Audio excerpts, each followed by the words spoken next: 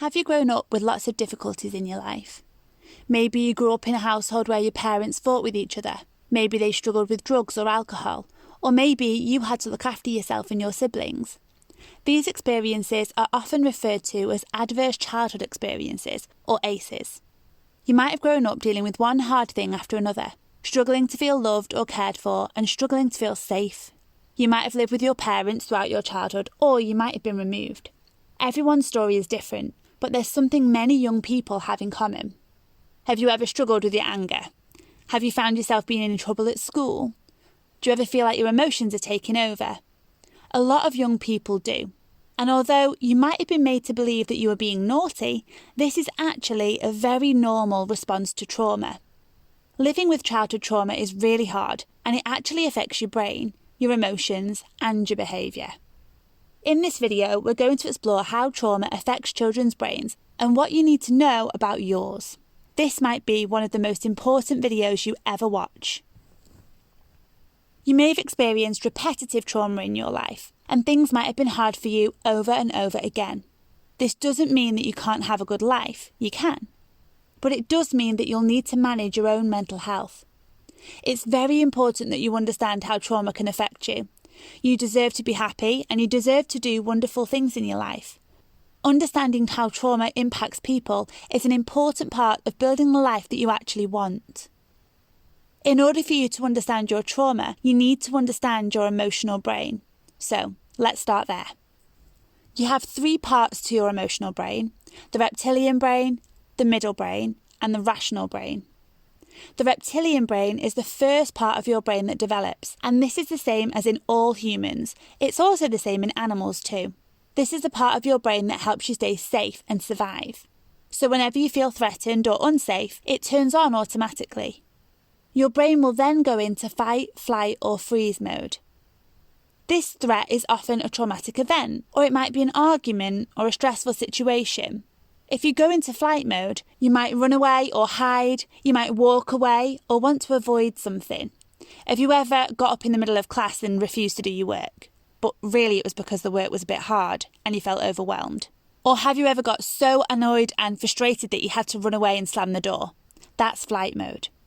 If you go into fight mode, you try and fight back, so you might get angry or aggressive. You might fight with your body or with your words. So that's when you start swearing, shouting, hitting out, lashing out. You might even hurt people that you love. If you go into freeze mode, you might not know what to do. You might want to do something, but your brain doesn't respond. You just shut down.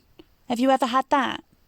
Everyone goes into fight, flight, freeze when they're scared, threatened, or unsafe. It's our natural way of protecting ourselves. Your middle brain is in charge of your emotions. This comes on when you're scared, threatened, or feel unsafe too, and you might find your heart's beating fast, or you really want to cry, or you might find that you're very, very angry. This helps you to know that the event that's happening is unpleasant and to learn that you don't like it. And finally, the rational brain is the top part of your brain to form.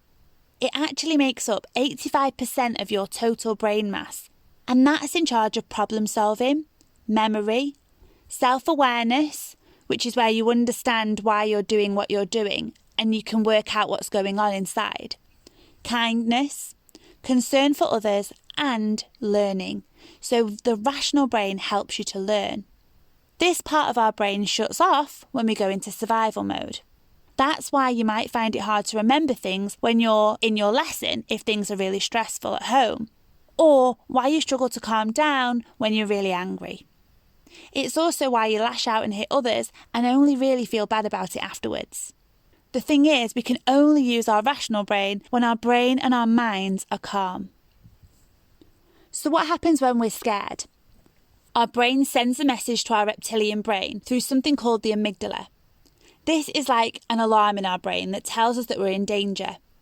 It then triggers fight, flight, freeze, and we'll do whichever one of these things keeps us safe the most. When we've had lots of traumatic experiences, the amygdala goes a bit faulty.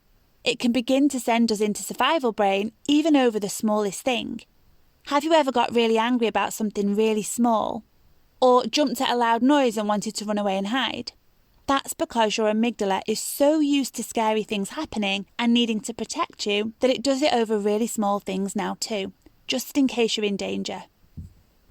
Sometimes you might find yourself going into fight, flight, freeze over really little things, and that's okay. It's really, really normal after trauma, even if the trauma was a long time ago.